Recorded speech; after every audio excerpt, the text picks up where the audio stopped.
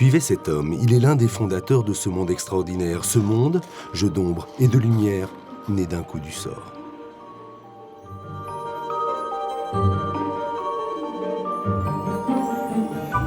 C'est un pur hasard. Nous étions couvreurs, nous fabriquions des girouettes pour les amis. Et puis, un jour, un ouvrier est tombé malade. On lui a confié la fabrication de ces girouettes. Et d'un seul coup, il y a eu un engouement pour la girouette que l'on n'estimait pas et que nous avons découvert au fur et à mesure du temps. Voici l'antre de la girouette du Val-de-Loire. Il ne demeure en France que 3 ou 4 ateliers de ce genre.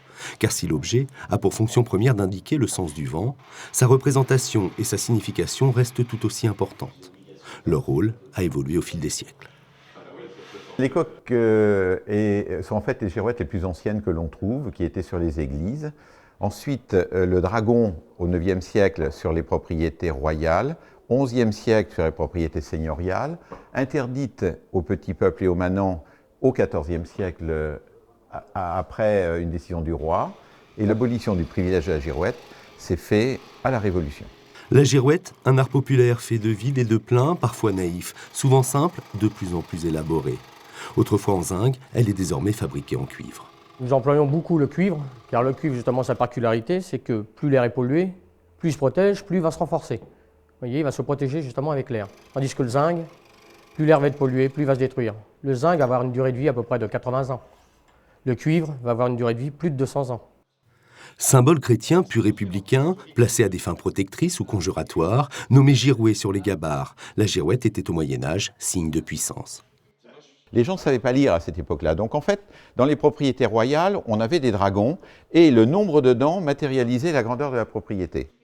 La girouette a même joué un rôle économique aux conséquences encore visibles, il y a peu.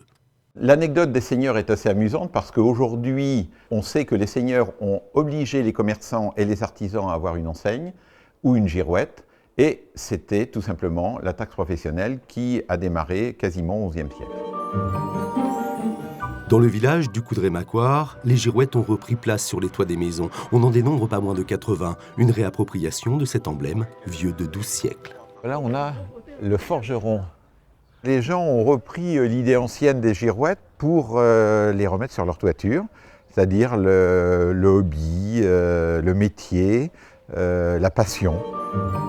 Et les girouettes du village s'envolent désormais aux 4 coins du monde, comme un symbole. La dernière sortie de l'atelier orne aujourd'hui une riche demeure en Australie.